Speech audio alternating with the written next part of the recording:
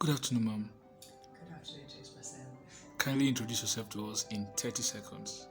Toja Cole, a devoted Toastmasters, currently the area director for Area 30 within Division 94.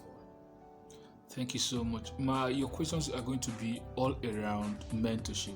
The first is what Toastmasters have a plan for mentorship that is stated clearly in the manuals and pathways. But what we seem to be experiencing in this part of Nigeria is different. Why is that? Wow, it's different. Well, I won't say it's different per se because Toastmaster, the way the curriculum works, is quite standardized. I will reframe that to say that maybe our dedication to following it through or adhering to it might not be as you have it in the Western world. But I would say that the mentorship program, as stated in the Toastmasters curriculum, is quite standardized, whereby you have a mentor and mentee relationship. The mentor is meant to be more experienced, takes on board the mentee, and is meant to, hold their hands as they journey through Toastmasters. So I would say we do have that, but how effectively we are implementing that is the question. But I would say the standardized Toastmasters mentor-mentee relationship is still what we have here, but we could be a bit more devoted to that journey. Thank you so much. From your experience, man, what would you say have been the major cause as regards the effectiveness of the mentor-mentee relationship? I would say, well, I would use myself as an example, because obviously being a Toastmaster and having gone through that experience of having a mentor, having had a mentor-mentor relationship, so I'll speak from my own experience. I would say it has a lot to do with the mentee. The mentee understanding why they're at Toastmaster, the mentee understanding the importance of mentorship. Because when the mentee gets to understand that, then they know the role that they have to play. They know that they have to ensure that they reach out to their mentor. They have a clear idea of what they want the mentor to do, and they will do all that they possibly can to ensure that the mentor is able to do that. Remember, a lot of the mentors that we have are experienced Toastmasters. They do have, unfortunately, quite busy schedules. Even the most dedicated mentor has to see the mentee as being one that is eager, committed to that journey.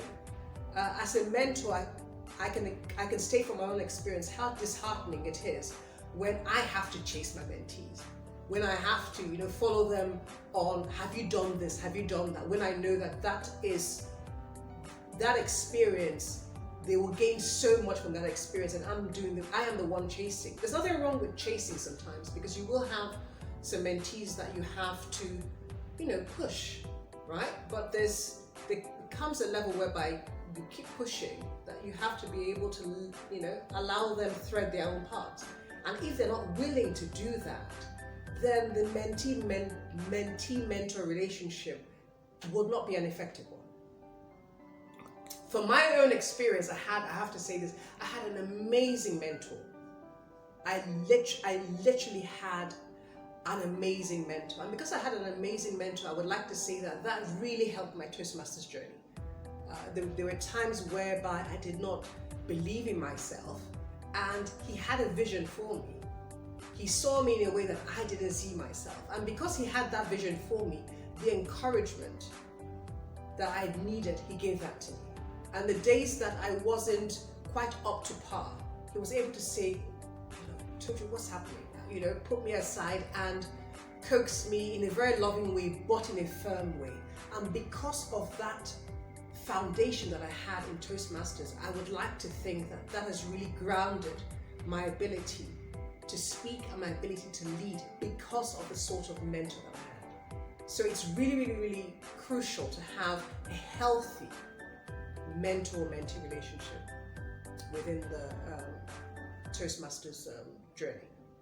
Thank you so much. You made mention of something very important when you said the mentee has to know what they want out of the mentor-mentee relationship. What were the steps you took that made you get the most out of your experience with your mentor? Okay, I would say for me, I knew my why. And that is a mantra of mine that has helped navigate my life. When you know why you're doing something, you're motivated.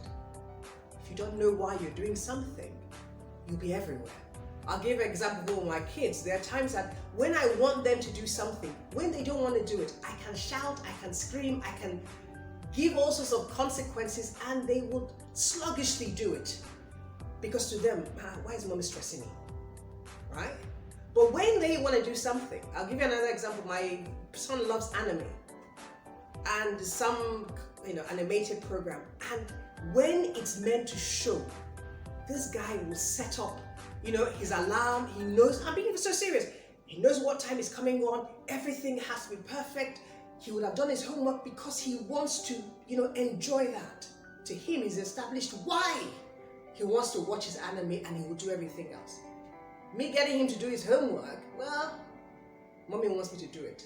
So he would do it grudgingly because to him, he has not quite dawned on him why he should do it. So if you don't know why, you should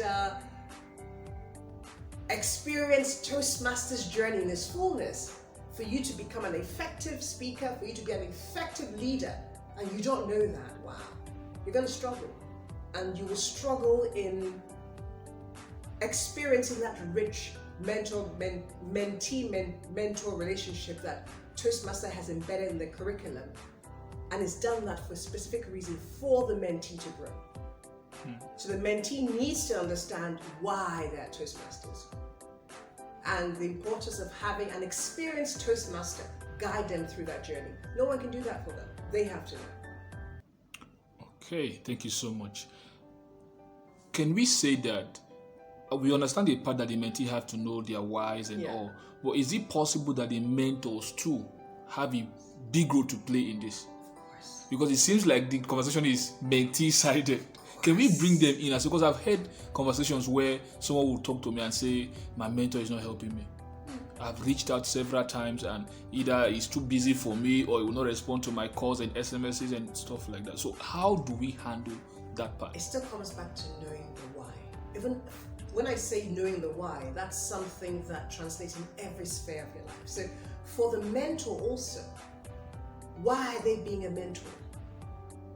Is it just because it's part of the Toastmasters, it's part of one of the goals I'm supposed to do, so I'm doing it?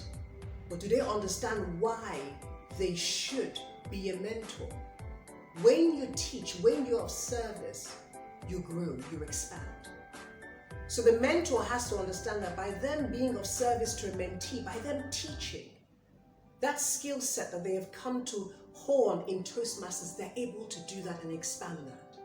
So if they don't understand why and the benefits to them as a mentor, then their dedication and their ability to really give their all in that relationship will not be there.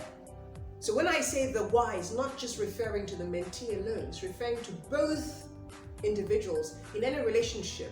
It's dual, right? For it to be effective, for it to be healthy, is a two-way thing. So the mentor on their own also have to understand that when I serve, when I make myself available, it's like giving back, passing it on. And by you giving back and passing it on, your ability to be a great leader, being a service leader, I believe is one of the most important style of leadership.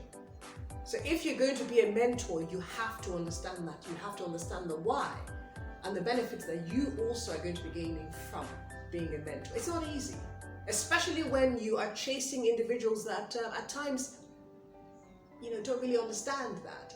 And I would say there's certain skill sets that you get to develop when you're a mentor. My dear, you be patient. That would be my next question, but thank God you've started You mentioning will them be now. patient. You will be tolerant. Humility will come in, right? And then your ability to persevere even when a goal is difficult.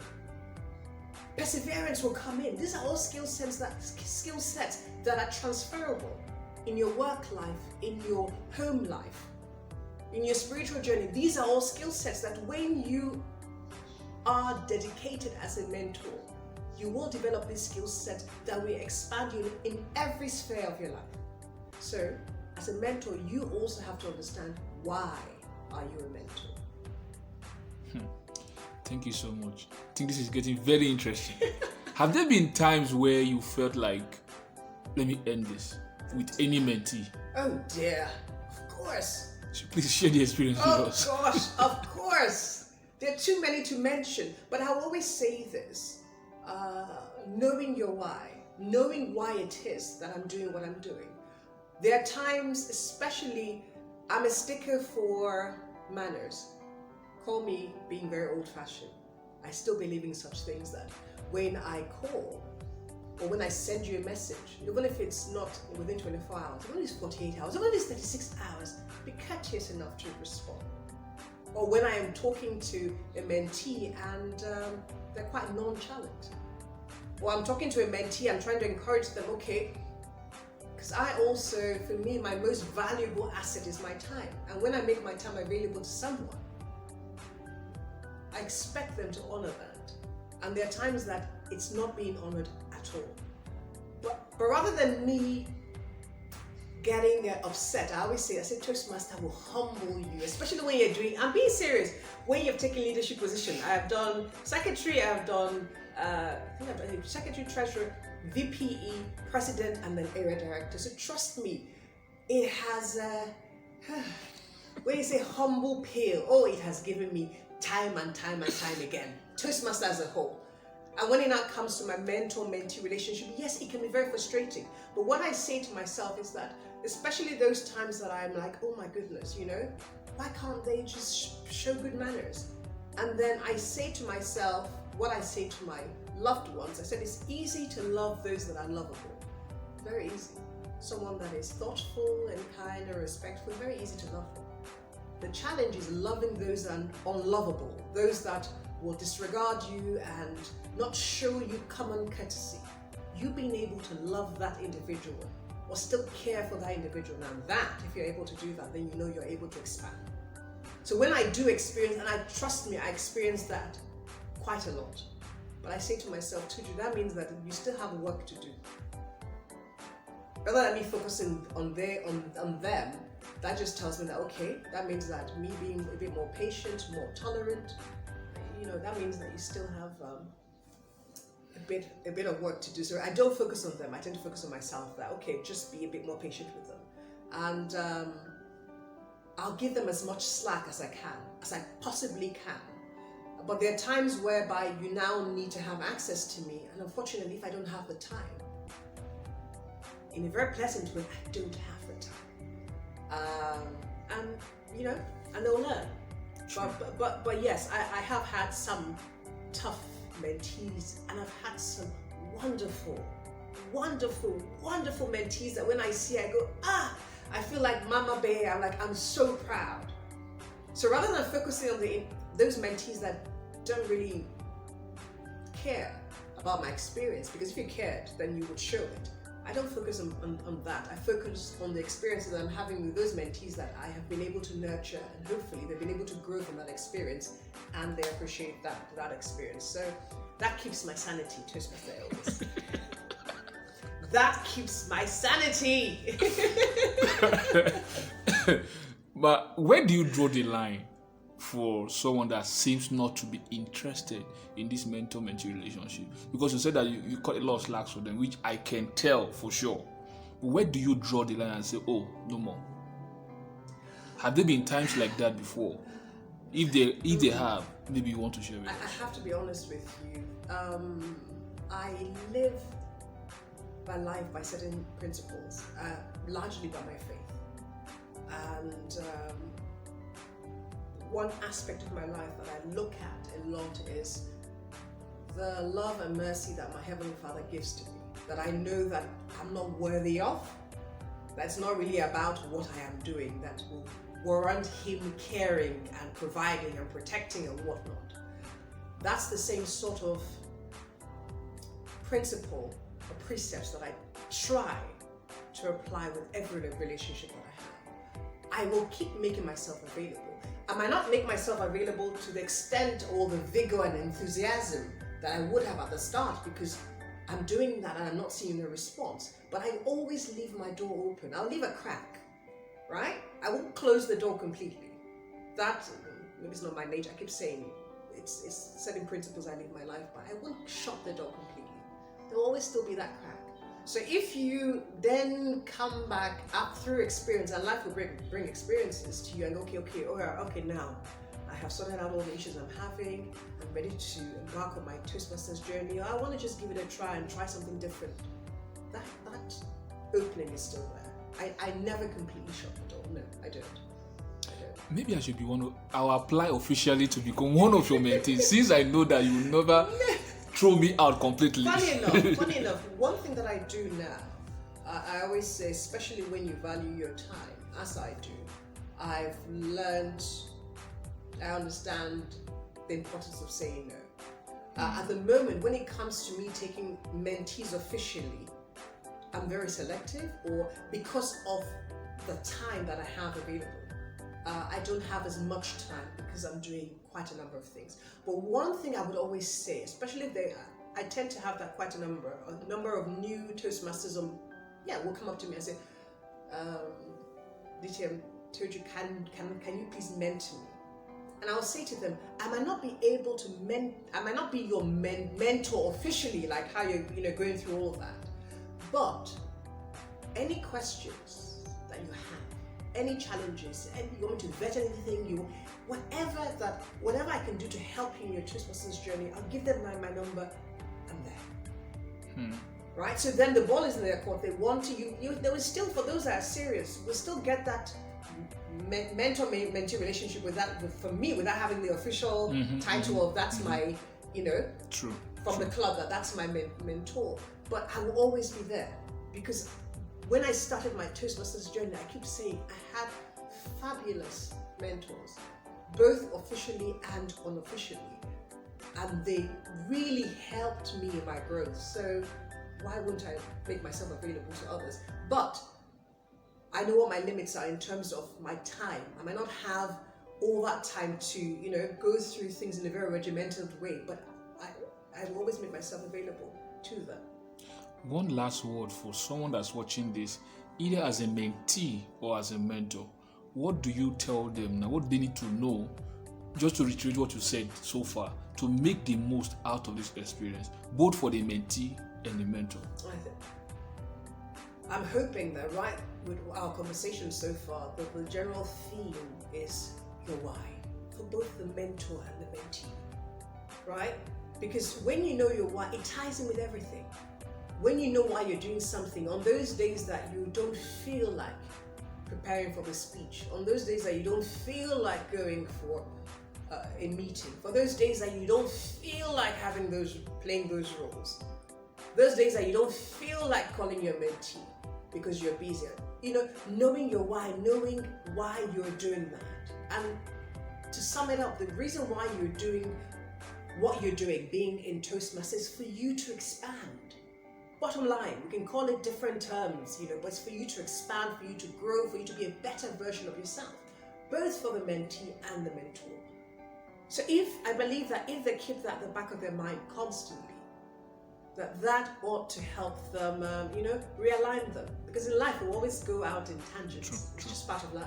True. But if you keep having that at the back of your mind, why am I doing this? As a mentee, why am I here? Okay, is it for me to interact socially? Is something wrong with that? Is it for me to improve my leadership skills? What's wrong with that? Is it for me to improve my ability to speak? Is it for me to just be in a nice, cozy environment where I have people, like-minded people? Just figure out what your why is. And when you figure out what your why is, let it bring you joy. Enjoy it. Because if you enjoy it, you would, you stick to it. True. I've been doing Toastmasters now for how many years now? Whoa. I think my 5th year? Whoa, I think so. That's serious. Toastmaster Victor. Yeah, this was something, seriously. And this was something that I came into casually. I came into Toastmasters, someone in church invited me for Toastmasters. I came, honestly, casually. Discovered my why through my mentor, and how many years later I'm still here? Hopefully I'm still being productive and still invested in this thing called Toastmasters by me knowing my why. Thank you so much. This has been one of the most productive conversations so far. I'm hoping that we can have something like this again, maybe on another topic. But like I said, I'm coming back again. And another thing, like I said, just as I always thank you so much. Thank you, Coming ma'am. back to relationship and persistence, I know we've been trying to organize this, and I've been so busy. But bless you, you always say, when are we having it? Just a gentle reminder. That comes from knowing what you want and being persistent about it. And because you're persistent about it, look how we doing it. Yeah. So I have to cut it now. Thank you guys. See you later.